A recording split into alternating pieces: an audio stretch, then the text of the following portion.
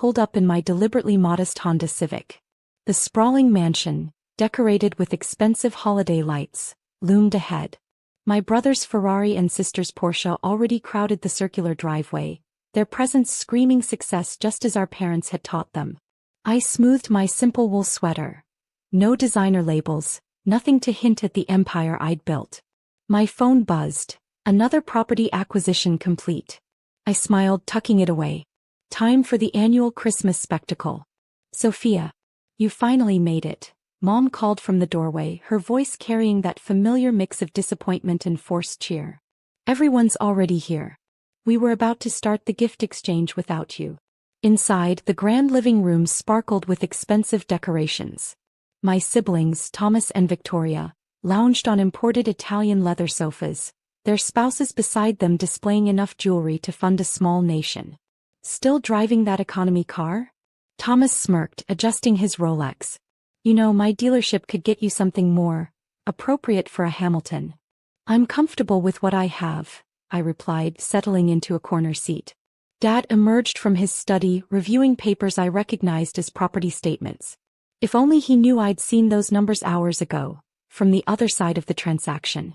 Well, let's get to the gifts, Mom announced. Though Sophia dear, we did have to adjust your present this year. Budget constraints, you understand. Victoria barely contained her laugh. Yes, the market's been so volatile. Thomas and I had to settle for smaller vacation homes in Aspen this year. Speaking of property, I said quietly, checking my phone again. Another notification. 3 more mortgage payments overdue in my portfolio. Time for presents. Mom clapped her hands. Thomas went first, unwrapping keys to a new yacht. Victoria received title to a small private island. Then came my turn. Thomas stood with an exaggerated flourish, leading everyone to the window. For our dear sister, something perfect for her lifestyle. There in the back garden stood the old tool shed, now with a crude bow attached. We thought you could turn it into one of those tiny homes you're always reading about, Victoria giggled. It's more your style anyway. The shed. I kept my voice neutral, even as my phone lit up with another alert. Their property management company's acquisition had just completed. Well, it's what we could manage, Dad said gruffly. If you'd gone into real estate like your siblings instead of whatever it is you do. I opened my banking app discreetly. Interesting timing, I murmured. Thomas, isn't your mansion's mortgage payment due today? What? He blinked, reaching for his phone. How did you? Just curious, I smiled, watching color drain from his face as he checked his accounts. You know, about property management and such. Mom frowned. Sophia, that's hardly appropriate dinner conversation. You're right, I said, standing to look out at my shed. Let's talk about property values instead. Like how the Hamilton estate market has been shifting lately. Dad's papers slipped from his hands.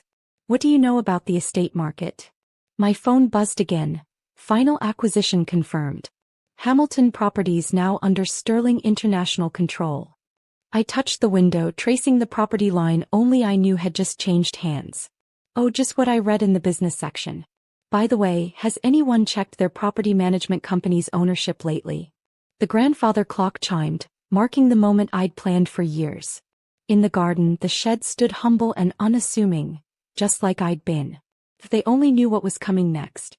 The atmosphere in the room shifted as phones began buzzing simultaneously. Emergency notifications from Hamilton Properties Management, the company that handled all their prestigious real estate holdings. What's going on? Victoria's husband stammered, staring at his screen. It says our property manager has changed? Thomas frantically dialed his financial advisor, pacing by the Christmas tree. What do you mean, ownership transfer? I own that building. I settled back into my chair, sipping hot chocolate, watching the chaos unfold. Dad's hands trembled as he rifled through his papers, property statements scattering across the imported marble floor. There must be some mistake, Mom insisted, her perfectly manicured fingers clutching her tablet. The Hamilton portfolio can't just change hands. Actually, I said, pulling out my own tablet, it can. Shall I explain? The room fell silent as I projected my screen onto the massive TV usually reserved for their boastful vacation slideshows. A corporate structure appeared, showing Sterling International at the top, my company, though they didn't know that yet. You see, I continued, while you were all busy buying islands and yachts, I was buying something else. Mortgages. Specifically your mortgages. Impossible, Thomas scoffed, but his voice cracked. You work from a basement apartment. That basement apartment? I smiled.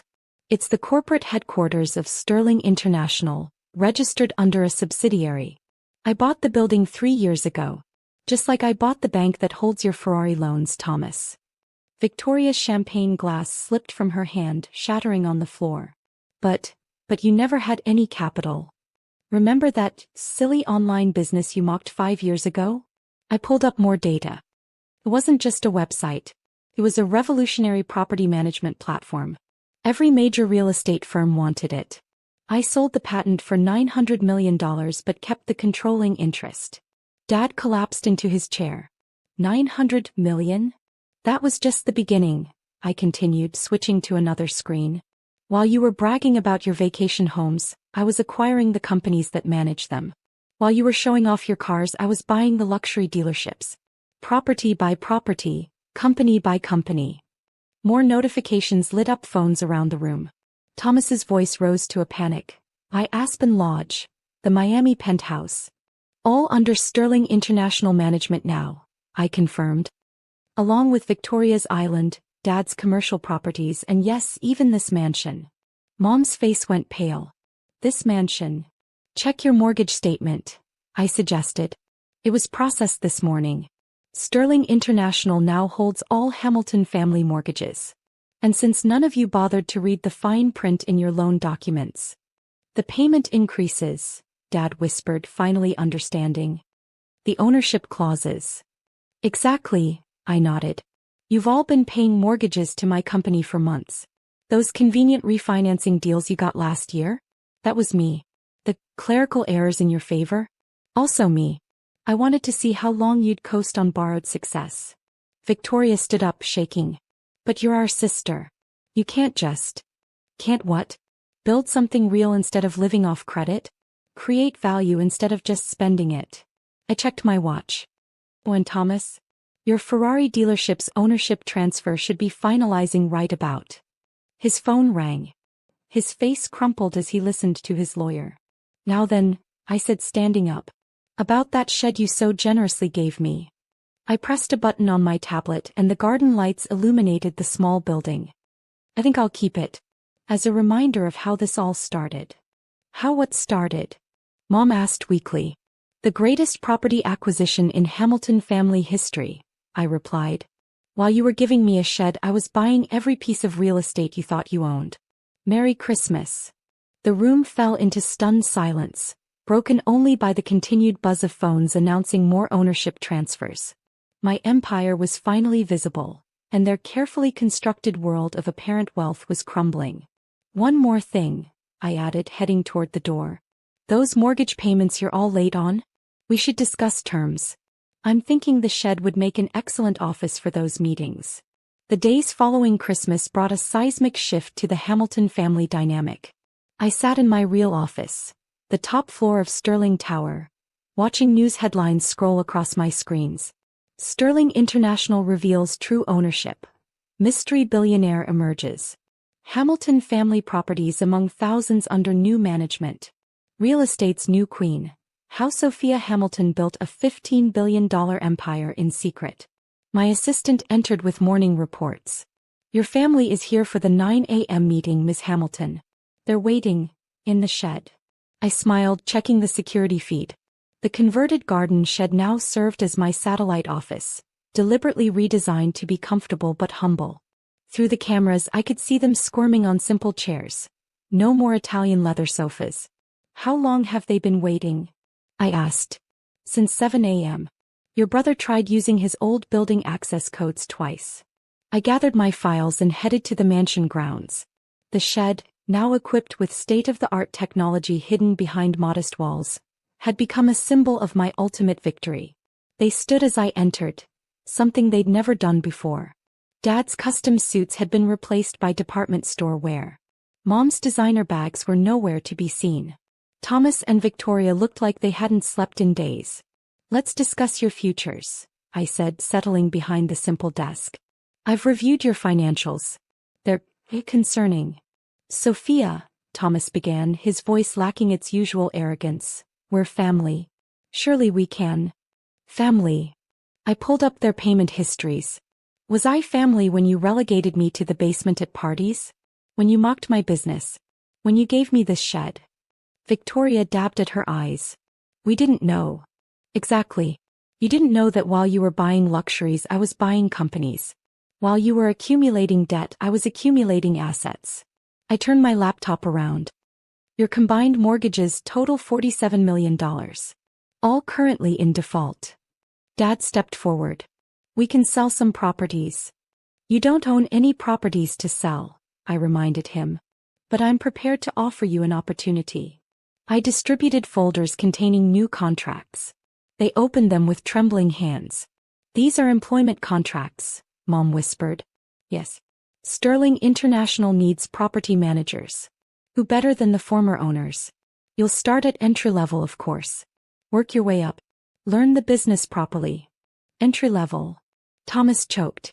But I ran my own company. No, I corrected. You ran it into debt. I bought it. There's a difference. The shed's hidden screens came to life, displaying their new company roles and modest salaries. Gone were the expense accounts, luxury cars, and private jets. You have two choices, I continued. Sign the contracts, keep your homes as renters, and learn how real estate empire building works. Or don't sign and face bankruptcy proceedings. Either way, this shed will serve as your daily reminder of where underestimating me got you. They signed. One by one, with hands that once wore gold rings and signed blank checks, they became employees of the sister they'd dismissed. Welcome to Sterling International, I said, standing. Report to HR tomorrow. Standard dress code. No designer labels. As I turned to leave, Dad found his voice. The shed. You're keeping it? Of course, I smiled. It's the only property you ever gave me that wasn't mortgaged to the hilt. Besides, I pressed a hidden button revealing monitors tracking global real estate markets. It's where I do my best work. Speaking of which, how do you feel about managing properties in Alaska? We just acquired some interesting developments there. Their faces fell as they realized their new reality. The shed, their joke gift, had become the symbol of their downfall and my rise. Oh, and one more thing, I paused at the door. Those weekly family dinners you always held to showcase your wealth? We'll still have them. Right here in the shed. I find it helps keep everything in perspective. I left them there, surrounded by the evidence of their failed attempts at success and my quiet triumph. Through the window of my real office in Sterling Tower, I could see them leaving the shed, heads bowed, finally understanding that true power isn't in showing wealth. It's in building it silently, deliberately, until the perfect moment to reveal your empire. The shed stood as a monument to their arrogance and my patience. They'd given me a garden shed